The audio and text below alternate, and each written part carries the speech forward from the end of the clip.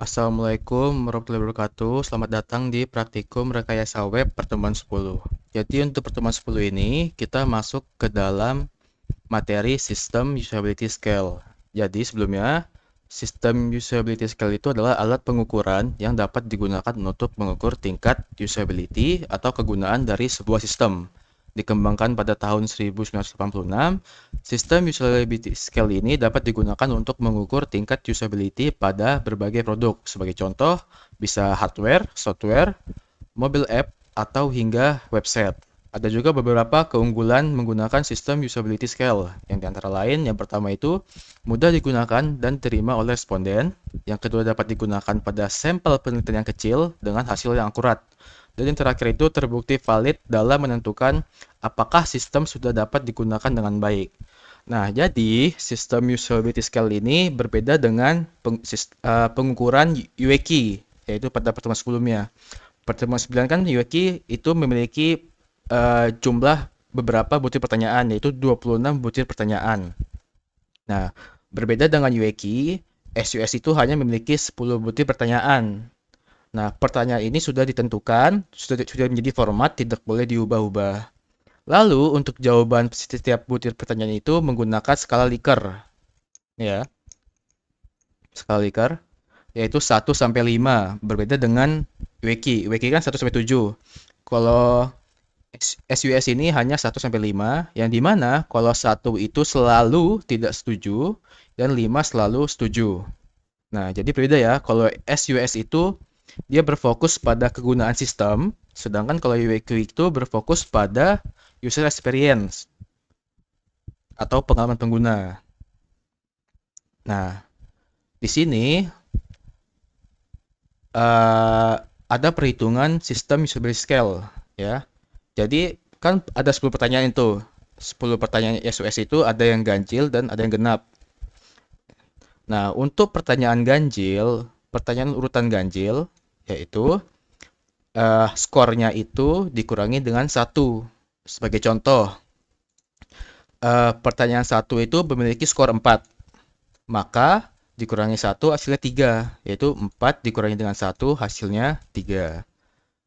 Contoh lagi, misalnya pertanyaan ketiga, kan ganjil. Skornya itu 5. Berarti 5 dikurang 1, hasilnya itu 4. Lalu untuk yang urutan genap, berbeda dengan yang ganjil. Kalau urutan genap itu 5 dikurangi dengan skor ganjil. Skor awal ganjil, nih ya.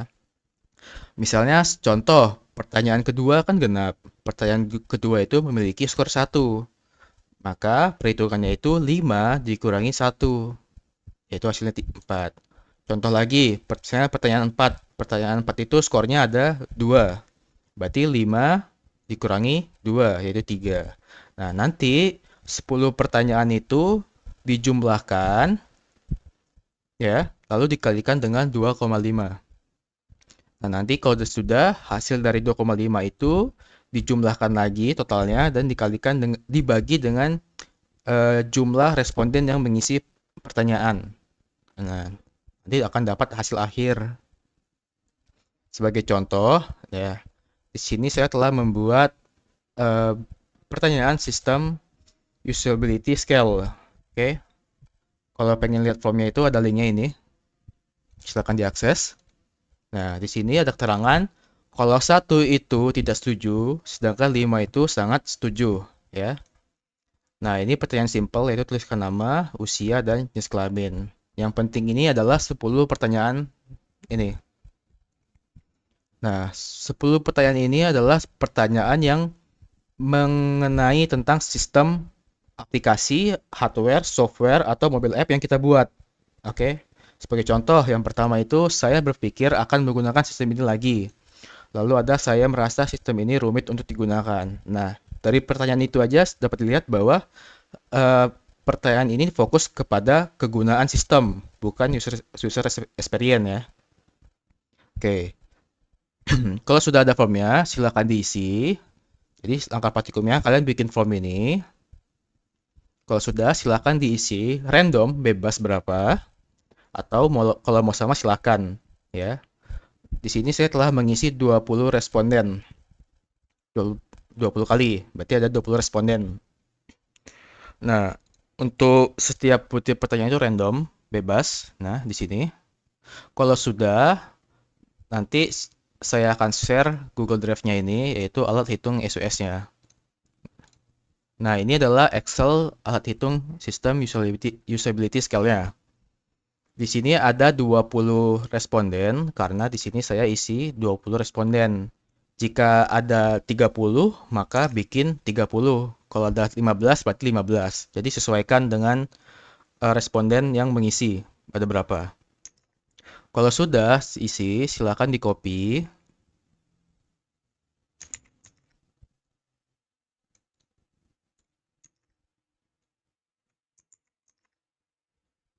Di copy aja. Nah, jadi yang pertama ini ada skor asli. Lalu juga ada skor hasil hitung. Nah, skor asli ini didapatkan dari eh, hasil asli responden yang mengisi pertanyaan. Oke, sebelum ada perhitungan lebih lanjut. Nah, lalu yang skor hasil hitung itu menggunakan rumus. Rumus yang awal tadi. Yang ini ya. Kalau misalnya dia kalau pertanyaannya ganjil, maka hasil skor ganjil itu dikurangi dengan 1. Sebagai contoh, skor ini ganjil, ya, responnya 1. Dia 5, ganjil, hasilnya itu 5, berarti dikurangi 1, hasilnya itu 4. Ya, 5 dikurangi 1, hasilnya 4. Lalu juga ada, misalnya ini 4. 4 dikurangi 1, hasilnya 3. Ini, pertanyaan ketiga, ganjil. 5 dikurangi 1, hasilnya 4. Oke. Lalu untuk yang pertanyaan genap, yaitu rumusnya itu tadi 5 dikurangi dengan skor asli. Oke. Karena dia genap berarti 5 dikurangi dengan 1. Hasilnya 4. Nah, kalau gini 5 dikurangi dengan 3. Hasilnya itu 2. Kalau sudah, nah tiap respondennya itu skor hasil hitungnya itu dijumlahkan. Nih, dijumlahkan. Kalau sudah dapat semuanya, semua respondennya sudah dapat, ya. Kalau sudah dapat, nanti sebelahnya itu dikalikan dengan 2,5. Berarti 3,8 dikalikan dengan 2,5. Lalu begitu juga dengan responden selanjutnya. Itu di sini 28 dikali 2,5 hasilnya 70. Kalau sudah dapat semuanya, nah, sudah dapat semuanya, nanti dijumlahkan dan dibagi dengan jumlah responden yang mengisi SWS. Di sini respondennya itu ada 20, maka rumusnya itu dijumlahkan semua, disum, lalu dibagikan dengan 20. Nah, kalau misalnya responden yang mengisi hanya 15, berarti dibagi 15. Kalau isinya 30, berarti dibagi dengan 30. Berarti sesuaikan dengan berapa banyak responden yang mengisi Google Form. Okay. Kalau sudah, nanti akan dapat skor rata-rata hasil akhir. Nah, di sini saya dapat 63. Nah, di sini ada gambar SUS skornya. Rentangnya itu dari 0 sampai 100. Yang dimana untuk range-nya itu ada tidak diterima, ada marginal, dan ada yang diterima. Jadi, kalau nilainya itu 0 sampai 50, maka jadi kalau misalnya hasil akhir rata-ratanya itu 0 sampai 50, berarti sistemnya itu tidak dapat diterima. Kalau 51 sampai 70, berarti dia masuk ke bagian marginal, yang berarti sistemnya itu belum dapat diterima, tapi juga tidak dapat diterima. Berarti di tengah-tengah lah. Jadi dia diterima, tapi dengan suatu kondisi, yang di mana kalau dia masuk kategori low marginal, ya, yaitu skornya 51 sampai 62,5, berarti dia itu diterima dengan kondisi sistemnya itu butuh banyak perbaikan. Butuh banyak perbaikan. Nah, kalau dia masuk ke kategori high marginal, yaitu 62,6 sampai 70, berarti sistemnya itu yang dibikin itu diterima, tapi hanya butuh sedikit perbaikan.